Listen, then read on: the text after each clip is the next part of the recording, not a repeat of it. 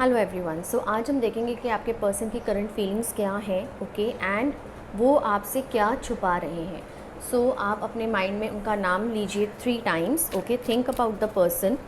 Also हम ये देखेंगे कि ये सिचुएशन जो भी आपके बीच में इस वक्त चल रही है, which is not going in your favour, जो आपके फेवर में नहीं है, वो कब तक ख़त्म होगी।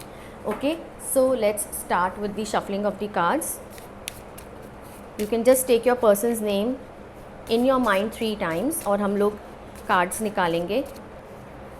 ऑल्सो इन दी एंड हम लोग देखेंगे messages for you, specifically for you जो भी ये रीडिंग देख रहे हैं, टुवर्ड्स दी एंड, कि वो क्या एग्जैक्टली आपसे कहना क्या चाह रहे हैं, जो आपको इस वक्त शायद दूर दूर तक आइडिया भी नहीं है कि वो आपसे क्या एक्सप्रेस करना चाह रहे हैं।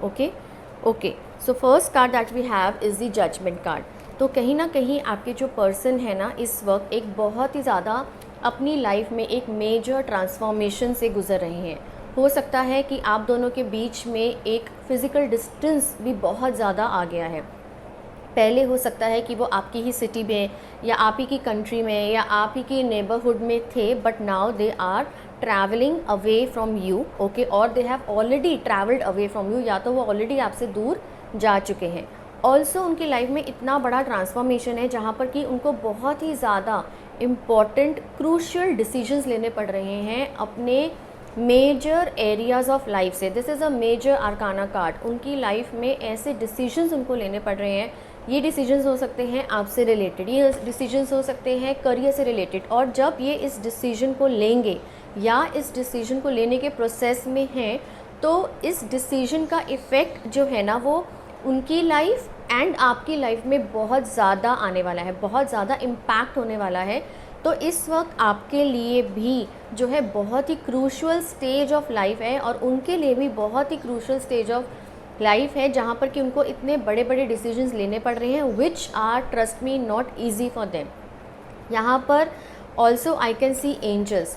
Angels are there with you, angels are guiding your person also. वो पूरी कोशिश कर रहे हैं, ट्रस्ट मी, कि इस रिलेशनशिप को वो संभाल लें किसी भी तरीके से। They don't want to let go of you, okay. And the next card that we have is the faith card. इस वक्त आई नो कि आपको लग रहा होगा कि चीज़ें बिल्कुल ही ऑपोजिट डायरेक्शन में जा रही हैं, जैसा एटलीस्ट आपने सोचा था कि आपकी लाइफ चलेगी या आपका रिलेशनशिप उनके साथ जिस तरीके से चलेगा वो बिल्कुल भी नहीं चल रहा। हो सकता है उन्होंने आपसे बातें करना भी कम कर दिया हो, वो अपने थॉट्स, अपने इमोशंस, अपनी फीलिंग्स को एक्सप्रेस भी नहीं कर पा रहे हैं, एंड आपको इस वक्त कुछ समझ नहीं आ रहा कि वो एग्जैक्टली चाह क्या रहे हैं, उनके माइंड में एग्जैक्टली क्या है। बट यहाँ पर as you are seeing faith, okay, चीज़ों को टाइम देना पड़ेगा ग्रेजुअली अनफोल्ड होने के लिए। आपके जो पर्सन है ना, वो आपको बहुत ही ज़्यादा एडमायर करते हैं इस वक्त भी, चाहे आप दोनों कॉन्टैक्ट सिचुएशन में हैं या फिर आप दोनों अगर नो कॉन्टैक्ट सिचुएशन में भी हैं, आपके पर्सन आपको बहुत ज़्यादा एडमायर करते हैं। They really appreciate your beauty. उनकी लाइफ में जिस तरीके के पर्सन आप रहे हो, जिस तरीके के आपने सपोर्ट उनको दिया है, उनको ये आइडिया है कि इस तरीके का लव, इस तरीके का अफेक्शन उन्हें कोई नहीं दे सकता। And they really see you as their future partner. वो अंदर ही अंदर, चाहे मैंने आपको जैसे बताया वो एक्सप्रेस नहीं कर पा रहे हैं, बट अंदर ही अंदर they really see you as their future partner. Also यहाँ पे एक मैसेज मेरे को जो इस वक्त एकदम से आ रहा है, दैट इज़ कि आप भी कहीं ना कहीं उनके पास्ट चीज़ों को ट्रिगर करते हो। जो भी चीज़ें उनके साथ पास्ट में हुई हैं, कहीं ना कहीं आप भी कुछ ऐसा है जो कि आपके उनके लाइफ में आने से उनकी लाइफ में वो चीज़ें ट्रिगर हुई हैं। सो से फॉर एग्ज़ाम्पल, यहाँ पे मेरा कहने का मतलब ये है कि अगर उनका कोई पास्ट ब्रेकअप हुआ है, ओके, जहाँ पे उनको बहुत ही हर्ट हुआ, तो कहीं ना कहीं उनको डर लगता है कि आप भी उनको कहीं वापस से छोड़ के ना चले जाओ, या आप उनको छोड़ ना दो इन द नियर फ्यूचर। तो ये एक बहुत ज़्यादा फियर है उनके मन में। Also they really want to be with you, but ये जो इनसिक्योरिटी है, ये जो डीप इंग्रेन्ड फियर है उनके माइंड में, ये उन्हें बहुत ही ज़्यादा परेशान कर रहा है। वो आपसे क्या छुपा रहे हैं? The moon card. सो कहीं ना कहीं ये पर्सन आपको लेके बहुत ज़्यादा इमोशनल है, एंड आप भी इन पर्सन को लेके बहुत ज़्यादा इमोशनल हो।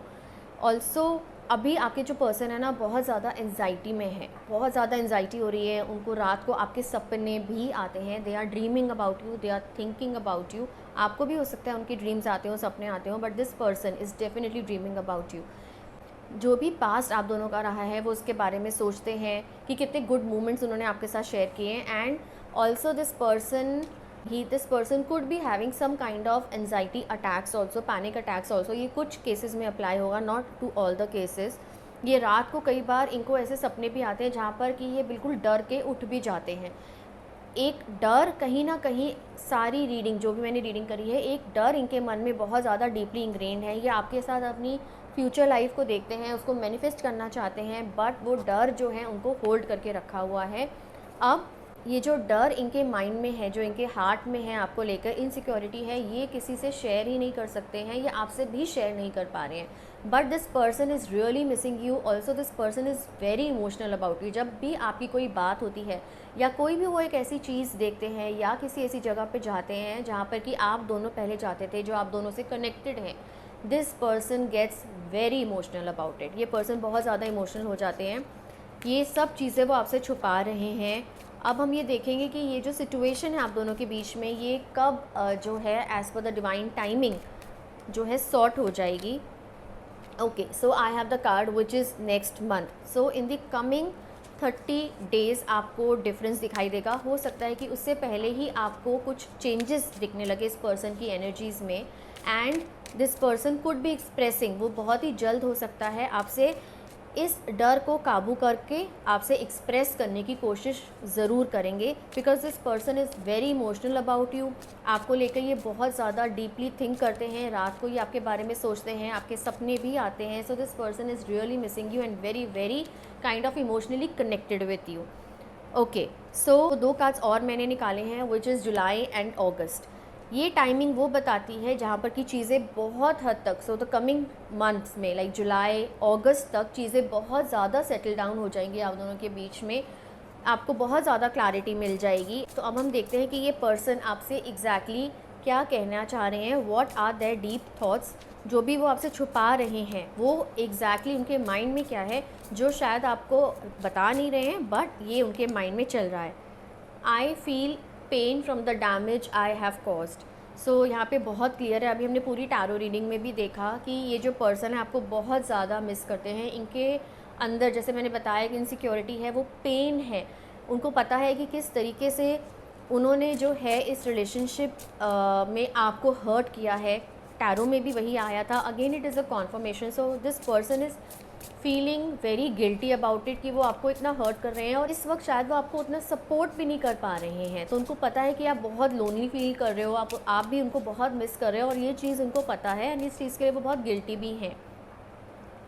Okay, so confusion, the second card that I have got is I feel unclear about where we stand.